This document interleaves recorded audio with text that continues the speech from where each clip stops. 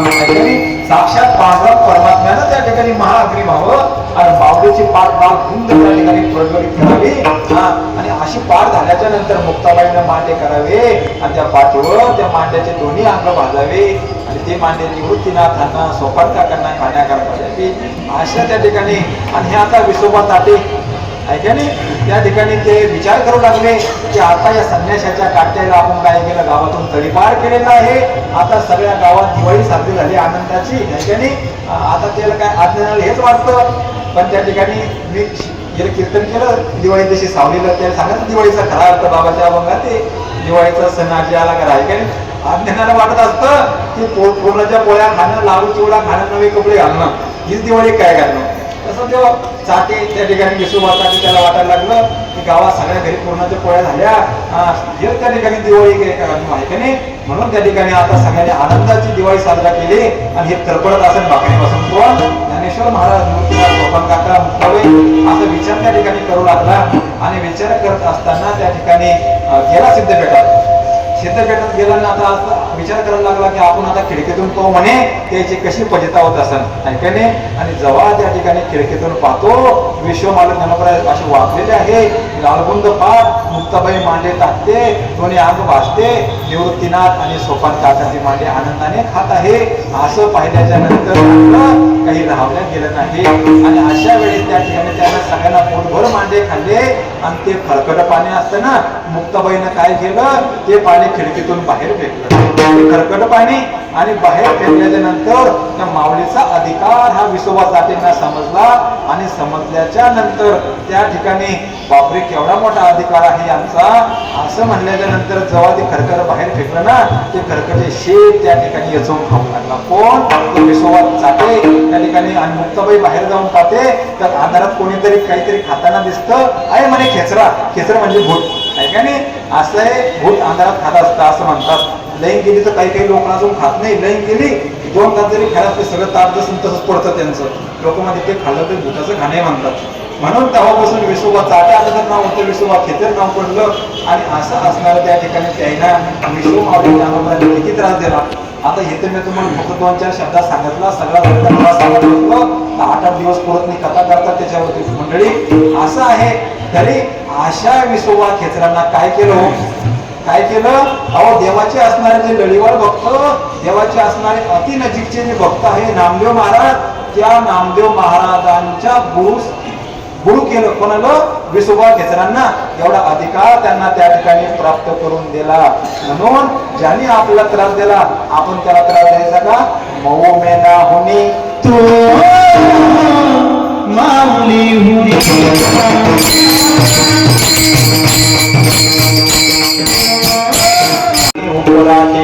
तेव्हा हे उलट झालं. मी ज्येष्ठ आहे आणि ज्येष्ठाच्या आधी कनिष्ठाला जाणं, मोठ्याच्या आधी लहानाला जाणं योग्य नाही.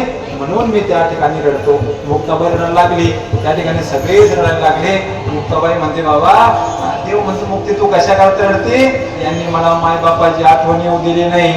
नामदेव महाराज लागले. देव म्हणे नामा तू कशासाठी रडतो. त्या ठिकाणी म्हणे जेव्हा तीर्थयात्रा करण्याकरता तेव्हा तुम्ही त्या ठिकाणी मला ज्ञानेश्वर महाराज सोबत पाठवलं तेव्हा त्या ठिकाणी कोणत्याही प्रकारची उणीव मला वाचली नाही. मला ते सगळं आठवतं म्हणे. हे सगळं देवानं पाहिलं. हे सगळं देवाने पाहिलं. आणि देवानं पाहिल्याच्या नंतर देव एका बाजूला जाऊन उभे राहिले. आता देवाने याला सावरलं पण देव जेव्हा एका बाजूला जाऊन उभे राहिले देव आतापर्यंत कोणत्यासाठी रडा तो देव रडा नाही रडा पण एका बाजूला उभे राहिले. देव सुद्धा काय लुकून त्या ठिकाणी रडायला लागले. त्या ठिकाणी रुक्मिणी पळतच आली. देवा निवृत्ती रडतो. शिष्य होता गायना भाऊ होता. त्या ठिकाणी मुक्ताबाईंना आपलं सोपान काका सोपान रडतो. त्याचा भाऊ होता नामदेव रडतो. त्याचा सखा होता. पण तुम्ही कहून रडता असं म्हणल्याच्या नंतर पांडुरंग परमात्म्याच्या मुखातले शब्द रुक्मिणी हाच एक योगी देखील नाही. अव रुक्मिणी आतापर्यंत मी भरपूर महाराज लोक भरपूर माळी घालणारे बघितले पण योगी नाही बघितला. आतापर्यंत माझ्या डोळ्यानं हाच एक योगी मी पाहिला. आता मला सांगा, ज्याचं वर्णन स्वतः पंढरपूरचा पांडुरंग परमात्मा करतो, संजीवन समाधीला बसण्याच्या अगोदर त्या ठिकाणी देव धाय मोकून रडतो, मग तो कसा असला पाहिजे म्हणून भगवान म्हणे ज्ञानाबाई थोर आहे. थोर हे विश्वमाऊली ज्ञानोबराय आहे. आणि महादानशूर कलियुगी, आता महादानशूर कलियुगी कसे आहे त्या ठिकाणी पहा. आता हे सगळं अभंग त्या ठिकाणी असं आहे, त्या ठिकाणी अभंग असा फलित अभंग आहे. माऊलीचं वर्णन या अभंगामध्ये सगळं आलेलं आहे. आणि अशा वेळेस आता मला बोलता बोलता त्या ठिकाणी आठवलं की बाबांना पहिल्या चरणात सांगितलं आळंदीसी जावे ऐसे वाटे म्हणे. सांगितलं त्यात खोटं फार खोटं असू शकतं, पण बाबा या ठिकाणी कशा करता येतात, कारण या ठिकाणी चित्ताला कावाबी काय भेटतं, समाधान त्या ठिकाणी भेटत असतं. दयाची द्वारी सोन्याचा पिंपळ अंगी ऐसे करील ते काय हे महाराज परे पाहे बेज शुद्ध अंगी. दयाने घातली मुक्तीची गवादी मिळविली मांदी वैष्णवांची. तुका म्हणे ते सुखा काय उणे. तुकाराम महाराज म्हणतात की आळंदीत सुखाला काय उणे, इथं सुखच सुख आहे. आणि या आळंदीत आल्याच्या नंतर तुका म्हणे ते सुखा काय उणे आणि राहे समाधाने चित्ताची. चित्ताला सदा सर्व काळ समाधान जर का कुठं प्राप्त होत असत तर भूवैकुंठ अशी असणारी हे अलंकारपुरी नगरी म्हणजे त्या ठिकाणी चित्ताला समाधान प्राप्त होतं, म्हणून आळंदीसी जावे ऐसे वाटे म्हणे. असा या अभंगाचा सरळ सरळ अर्थ त्या ठिकाणी मी तुमच्या समोर प्रतिपादन करण्याचा प्रयत्न केला. आता हा अभंग असाच असेल असं काही माझं त्या ठिकाणी मत नाही, पण आता बाबांना उभं केलं मग कसं तरी वेळ वागलं बोलणंच आहे. त्या ठिकाणी आता बाबाचं त्या ठिकाणी जसं विश्वमाऊली ज्ञानोबराय तसेच आपले श्री गुरु बाबा आपल्याला या ठिकाणी प्राप्त झालेले देवा हो, पण हे समजून घेणं त्या ठिकाणी काय आहे महत्वाचं आहे. असं आहे काय आहे पहा ही